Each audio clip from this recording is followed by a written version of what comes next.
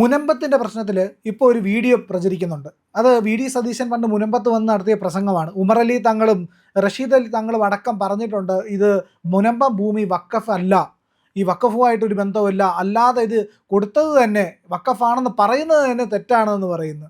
അപ്പോൾ അങ്ങനെയാണെങ്കിൽ ഈ പറയുന്നതിൽ അടിസ്ഥാനമില്ലാത്ത കാര്യങ്ങളല്ലേ ഇപ്പോൾ പ്രചരിച്ചുകൊണ്ടിരിക്കുന്നത്. സത്യത്തിൽ വീണ്ടും വി.ഡി. സതീശൻ സാറ് പഴയ ഒരു രീതിയിലേക്ക് പോയിക്കൊണ്ടിരിക്കുകയാണ്. ആടിനെ പട്ടിയാക്കാന്നുള്ളൊരു. പക്ഷെ അദ്ദേഹത്തിന് അറിയാഞ്ഞിട്ടാണോ അദ്ദേഹം അറിഞ്ഞിട്ട് മിണ്ടാതിരിക്കുന്നതാണോ എന്ന് ഞങ്ങൾക്ക് ഇപ്പോഴും അറിയില്ല. കാരണം ഈ റഷീദ് അലി തങ്ങൾ വഖഫ് ബോർഡിൻ്റെ ചെയർമാനായിട്ട് ഇരിക്കുന്ന കാലത്താണ് ഇത് വഖഫിലേക്ക് എഴുതി ചേർത്തത്. വഖഫ് അല്ലാത്ത ഭൂമി ഇദ്ദേഹം റഷീദ് അലി തങ്ങൾ വഖഫ് ബോർഡിൻ്റെ ചെയർമാനായിട്ട് ഇരിക്കുന്ന കാലത്താണ് ഞങ്ങളുടെ ഭൂമി നഷ്ടപ്പെടുന്നത്. അത് ഈ വഖഫ് എന്ന് പറഞ്ഞ ദാനമല്ലേ? ഇതിപ്പോൾ ഫറൂഖ് കോളേജ് വാങ്ങിയതും ഫറൂഖ് കോളേജ് ഇപ്പോൾ മുനമ്പത്ത് താമസിക്കുന്ന ആൾക്കാർക്ക് കൊടുത്തതും പണം വാങ്ങിയിട്ടാണ്. പിന്നെ എങ്ങനെയാണ് ഇതിൻ്റെ എവിടെയാണ് വഖഫിൻ്റെ സാധ്യത? അതാണ് ഇവിടുത്തെ ഏറ്റവും വലിയൊരു ചതി. അത് ഒരു നുണ പലവട്ടം പറഞ്ഞു കഴിഞ്ഞാൽ അത് നേരാക്കുന്ന രീതിയിലാണ് ഇവിടെ പ്രചരണങ്ങൾ നടന്നിരിക്കുന്നത്. ഇപ്പോൾ ഈ വഖഫ് ബോർഡ് ആയിരുന്നാലും വഖഫിൽ നിന്ന് പുറത്താക്കി വഖഫ് ബോർഡിലിരുന്നതിന് ശേഷം വഖഫ് ബോർഡ് അഴിമതി നടത്തിയതിന് ശേഷം പുറത്താക്കിയ ഒരു കൂട്ടർ ചേർന്നതാണ് ഈ വഖഫ് സംരക്ഷണ സമിതി, വഖഫ് സംരക്ഷണ വേദി എന്ന് പറയുന്ന ഈ ഒരു കൂട്ടർ. അവരും പറയുന്നത് ഇത് വഖഫാണെന്നാണ്. പക്ഷേ യഥാർത്ഥത്തിൽ ഇത് വഖഫല്ല. അതിൽ നമ്മൾ എടുത്തു പറയേണ്ട ഒരു കാര്യം, ഒരു കമ്മീഷൻ വെച്ചിരുന്നല്ലോ കഴിഞ്ഞ സർക്കാർ. ഈ കമ്മീഷൻ്റെ കാലത്ത് ബഹുമാനപ്പെട്ട രാമേന്ദ്രൻ സാറും മുനമ്പത്ത് വന്നപ്പോൾ അദ്ദേഹം അവിടെ പറഞ്ഞൊരു കാര്യമുണ്ട്, കമ്മീഷണറിൻ്റെ ചെയർമാൻ വന്ന് പറഞ്ഞൊരു കാര്യമുണ്ട്. ഇന്ത്യയിലെ ഒരു കോടതിയും ഒരു സ്ഥലത്തും മുനമ്പം ഭൂമി വഖഫ് ഭൂമിയാണെന്ന് പറയുന്നില്ല. അതായിരുന്നു വഖഫ് ബോർഡിനുള്ള ഏറ്റവും വലിയൊരു അടി കിട്ടിയത് ആദ്യം. അതിനുശേഷമാണ് അദ്ദേഹത്തിൻ്റെ ആ ഒരു കമ്മീഷനെ റദ്ദ് ചെയ്യണമെന്നും പറഞ്ഞിട്ട് ഇവർ കോടതിയിൽ പോയി ഒരു കേസ് വാങ്ങിച്ച് അതിന് സ്റ്റേ. കാരണം അദ്ദേഹത്തിൻ്റെ ആദ്യത്തെ വാക്കുകളാണ്. അപ്പം ഞാൻ ഇപ്പോഴും പറഞ്ഞു, മുനമ്പം ഭൂമി വഖഫ് ഭൂമി അല്ല, ഇതൊരു പ്രചരണമാണ്. അല്ലാതെ അവർ തന്നെ പറയുന്നുണ്ടല്ലോ, ലീഗ് തന്നെ പറയുകയല്ലേ, ലീഗിൻ്റെ നേതാക്കൾ. ലീഗ് പറയുന്നുണ്ടെങ്കിലും അവർ പറയാനല്ല, ആക്ഷനാണ് നമ്മൾക്ക് വേണ്ടത്. പറയാൻ എല്ലാവർക്കും പറ്റും, ബട്ട് വി നീഡ് ആക്ഷൻ. പിന്നെ അപ്പോൾ ഒരു ചതിയുണ്ട് അതിനകത്ത്. ചതി ഞാൻ പറഞ്ഞില്ലേ, ഞാനിപ്പോൾ ഇവിടെ വെച്ച് പറഞ്ഞു, കേരളം കണ്ട ഏറ്റവും വലിയൊരു ഭൂമി കുംഭകോണമാണ് മുനമ്പത്തിലൂടെ ഇവർ പ്ലാൻ ചെയ്ത് വെച്ചിരിക്കുന്നത്. 400 ഏക്കർ ഭൂമി, 137 സ്ഥലത്ത് ഉള്ളൊരു 400 ഏക്കർ എന്ന് പറയുന്നത്. പക്ഷേ ഈ 400 ഏക്കർ ഇപ്പോൾ എല്ലാവരും പറയുന്നത് വഖഫ് പോർട്ടലിലേക്ക് ആഡ് ചെയ്ത്. പക്ഷേ അത് ഞങ്ങൾക്ക് ആദ്യം ആശങ്കയുണ്ടായിരുന്നു, കാരണം ഇത് വഖഫ് പോർട്ടലിലേക്ക് പോയല്ലോ, ഇനി എന്ത് ചെയ്യും. പക്ഷേ അതുകൊണ്ട് യാതൊരു വിഷയവുമില്ല ഞങ്ങൾക്ക്. ഇപ്പം ഞങ്ങൾക്കറിയാം, കാരണം ഈ 400 ഏക്കർ എവിടെ നിന്നാണ് ഇവർക്ക് കിട്ടിയേക്കണം?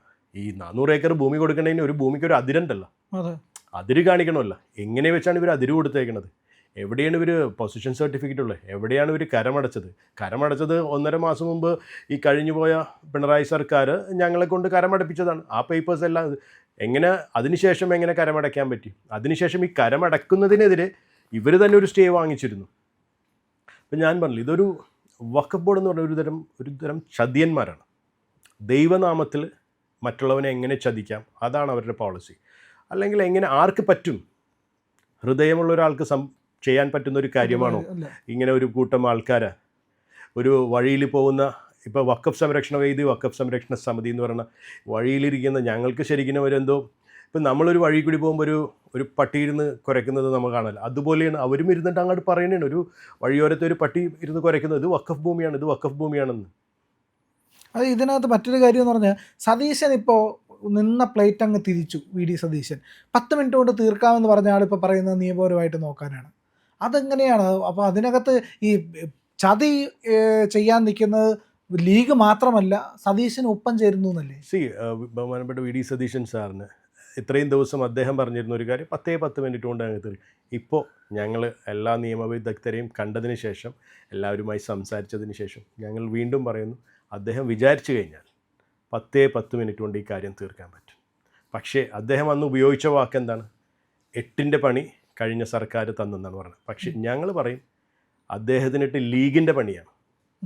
ലീഗിൻ്റെ പണിയിലാണ് അദ്ദേഹം ഇപ്പോൾ പെട്ടുകിടക്കുന്നത്. കാരണം റവന്യൂ വകുപ്പാണ് ഇതിൻ്റെ പിന്നിലുള്ളത്. അദ്ദേഹത്തിന് റവന്യൂ വകുപ്പിനെ ഉപയോഗിച്ച് ഈ കാണുന്ന രേഖകളെല്ലാം ഫോർജ് രേഖകളാണ് അദ്ദേഹത്തിന് പറയാം. അതിലുപരി കഴിഞ്ഞ വഖഫ് ബോർഡ്, കഴിഞ്ഞ സർക്കാരിൻ്റെ വഖഫ് ബോർഡാണ്, അതിനെ പിരിച്ചുവിട്ടിട്ട് പുതിയൊരു വഖഫ് ബോർഡിനെ രൂപീകരിക്കാം. അദ്ദേഹം ഇപ്പോൾ ഒരു വാർത്ത ഞാനിപ്പോൾ കണ്ടു, വഖഫ് ബോർഡ് നവീകരിക്കുമെന്ന് പറഞ്ഞിട്ടുണ്ട്. അതിലുപരി ഞാനിപ്പോൾ വേറൊരു വിദഗ്ധൻ്റെ അടുത്ത്, നിയമവിദഗ്ധൻ്റെ അടുത്ത് ചോദിച്ചപ്പോൾ അദ്ദേഹം പറഞ്ഞു, കഴിഞ്ഞ സർക്കാർ വഖഫ് ബോർഡിനെ ഒരു പുതുതായിട്ട് രൂപീകരിച്ചിട്ടുണ്ടെങ്കിൽ അവർക്കൊരു നിശ്ചിത കാലയളവുണ്ട്.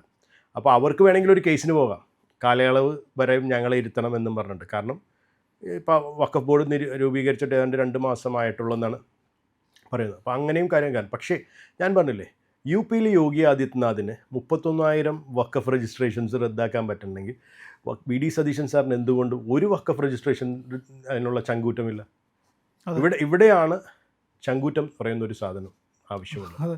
ശരി, 31,000 രജിസ്ട്രേഷൻ അവിടെ റദ്ദ് ചെയ്ത് കഴിഞ്ഞെങ്കിൽ ഇദ്ദേഹത്തിന് ഇവിടെ എന്തുകൊണ്ട് അപ്പോൾ ഞാൻ പറഞ്ഞില്ലേ, കേരളത്തിൽ UDFൻ്റെ ഹൈക്കമാൻഡായ മലപ്പുറത്തു നിന്നുള്ള ഹൈക്കമാൻഡിന് വേണ്ടിയുള്ള, അതാണ് ഞാൻ വീണ്ടും പറയുന്നത്, ലീഗിൻ്റെ പണിയാണ്, 8ൻ്റെ പണിയല്ല.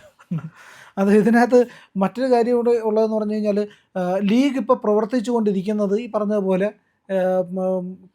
കോൺഗ്രസിനെ കൺട്രോൾ ചെയ്യാൻ വേണ്ടിയിട്ടാണ്. അങ്ങനെയാണെങ്കിൽ കൂടിയും ഒരിക്കലും ഇതിനകത്ത് ഒരു വസ്തുതാപരമായിട്ട് പറഞ്ഞു നിൽക്കാനുള്ള ഒന്നുമില്ല. കാരണം ഇവർ തന്നെ സമ്മതിക്കുന്നുണ്ട്, ഉമറലി തങ്ങളും റഷീദ് തങ്ങളും തന്നെ പറഞ്ഞിട്ടുണ്ട് ഇതൊരിക്കലും വഖഫ് അല്ല എന്ന്. ഇപ്പോൾ ജനങ്ങളെ സംരക്ഷിക്കാനും ജനങ്ങളുടെ ഫ്യൂച്ചറിനും വേണ്ടിയാണ് ഏതൊരു രാഷ്ട്രീയ പാർട്ടിയും പ്രവർത്തിക്കുന്നത്. പക്ഷെ നിങ്ങളൊരു കാര്യം മനസ്സിലായ, ഈ ഒരു വിഷയം നടന്നതിന് ശേഷം ഞങ്ങൾക്കൊരു MLA ഉണ്ട്, അദ്ദേഹത്തിൻ്റെ പേരും ഞാൻ മറന്നുപോയി, ടോണി ചമ്മണി. കഴിഞ്ഞ ഒരാഴ്ചയായിട്ട് ബാൻഡും കുട്ടികൾ എല്ലാ വൈപ്പിൻകരയിലെ കംപ്ലീറ്റ് സ്ഥലങ്ങളിൽ നടക്കുന്നുണ്ട്. അദ്ദേഹത്തിൻ്റെ നാട്ടിലുള്ള അദ്ദേഹത്തിൻ്റെ മണ്ഡലത്തിൽ ഇത്രയും കുടുംബങ്ങൾ അവിടെ വന്നൊന്ന് എല്ലാവരോടും പറഞ്ഞിട്ട് ഇതെന്തോ കാര്യമുണ്ട്, നമുക്ക് സംസാരിക്കാം. വീണ്ടും അദ്ദേഹം വന്നതിന് ശേഷമാണല്ലോ, അദ്ദേഹം എലക്ട് ചെയ്തതിന് ശേഷമാണല്ലോ ഈ ഉമീദ് പോർട്ടലിലേക്ക് കയറിയിരിക്കണം. തന്നെ വോട്ട് ചെയ്യിപ്പിച്ച ജനങ്ങൾ അവിടെ ഉണ്ടെങ്കിൽ അവരോട് വന്ന് ചർച്ച ചെയ്യേണ്ട ഒരു കടമ ഒരു MLAക്ക് ഉണ്ട്. അല്ലാതെ വഴിയോരത്ത് നിന്ന് ചെണ്ടയും കൂട്ടി ജീപ്പിൽ കയറി കഴിഞ്ഞു, മധുവിധു കഴിഞ്ഞു, പണിയെടുക്കേണ്ട സമയമായി. അതുകൂടാതെ ഞങ്ങളെ വഖഫ് ബോർഡിന് വിൽപ്പനയ്ക്ക് വേണ്ടി ചരക്കായിട്ട് വെച്ച ഒരാളുണ്ട്, ഹൈബീഡൻ എന്ന് പറഞ്ഞിട്ട്. മുനമ്പത്ത് ഇതുപോലെ ചതിച്ചൊരു ദുഷ്ടൻ വേറെ ഉണ്ടാവില്ല. കാരണം ഞാൻ എല്ലാവരും എന്നോട് ചോദിക്കും, എന്തുകൊണ്ട് ഹൈബീഡിന് ഇത്രയ്ക്കും പോയിന്റ്? കാരണം എന്നോട് വിളിച്ച് പറഞ്ഞാണ്, എൻ്റെ വീട്ടിൽ നിന്ന് ഇറങ്ങിപ്പോകേണ്ടി വരും, താങ്കൾക്ക് അതിനുള്ള അവരായിട്ട് ചെറുത്ത് നിൽക്കാനുള്ള കഴിവില്ലെന്ന് പറഞ്ഞാണ്.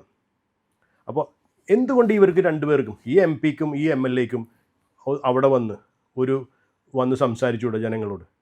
കാരണം എന്താണ്, അവർ ലീഗിനെ പേടിച്ചിട്ട് അവിടെ ചെന്ന് അവർ ആവശ്യമില്ലാത്ത ക്രിസ്തീയ നാമധാരികൾ അവരും അവിടെ വന്ന് ആവശ്യമില്ലാത്ത സംസാരിച്ച് കഴിഞ്ഞാൽ ഹൈബീഡൻ അടുത്ത പ്രാവശ്യം മത്സരിക്കാനുണ്ടാവില്ല, ടോണി ചമ്മണി അടുത്ത പ്രാവശ്യം മത്സരിക്കാനുണ്ടാവില്ല.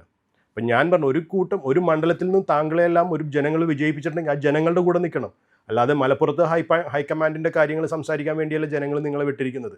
അറ്റ്ലീസ്റ്റ് ഒരു ഫേസ്ബുക്കിലെങ്കിലും എഴുതിക്കൂടെ ഇവർക്ക്? മുട്ടിടിക്കും ഇവരുടെ എല്ലാം. ഇതാണ് ഇവിടെ നടക്കുന്നത് കാര്യം. അതായത് പിന്നെ മറ്റൊരു കാര്യം കൂടി അവസാനമായിട്ട് എനിക്ക് ചോദിക്കാനുള്ളത്, ഒരു രസകരമായിട്ടുള്ള ഒരു കാര്യം കേട്ടു, ഒരു വധഭീഷണി വന്നു കേട്ടല്ലോ, അത് MLA ആണോ? അത് ഭയങ്കര രസകരമായ വധഭീഷണിയാണ്.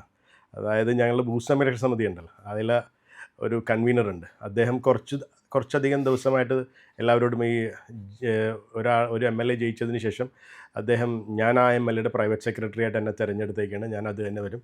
അപ്പോൾ അത് മറ്റാരുമല്ല, കൊച്ചി MLA മുഹമ്മദ് ഷിയാസിൻ്റെ പ്രൈവറ്റ് സെക്രട്ടറി ആയിട്ട് ഭൂസംരക്ഷണ സമിതി കൺവീനറെ തിരഞ്ഞെടുത്തേക്കാണ്. അപ്പോൾ ഇദ്ദേഹം ഒരു മദ്യപാന സദസ്സിലിരുന്ന് പറഞ്ഞത്, ഞങ്ങളുടെ ഒരു കൊച്ചു ഗ്രാമമാണ്, ഒരു വാക്ക് കണ്ടെങ്കിൽ നിസ്സാര നേരം കൊണ്ട് അത് എല്ലാവരുടെ ഇടയിലെത്തും. അപ്പോൾ ആൾക്കാർ ഇത് റെക്കോർഡ് ചെയ്തിട്ട് നമ്മൾ കാണും. അപ്പോൾ അദ്ദേഹം പറയുന്നത് ഇത്രമാണ്, അതായത് മുഹമ്മദ് ഷിയാസ് പറഞ്ഞിട്ടുണ്ട്, ഈ പ്രശ്നങ്ങളൊക്കെ ഒതുങ്ങിയതിന് ശേഷം എന്നെ വെട്ടിക്കൂട്ടി ഒരു മൂലയിലിടാൻ അതിനുള്ള ഏർപ്പാട് ചെയ്തിട്ടുണ്ടെന്നാണ് പറയുന്നത്.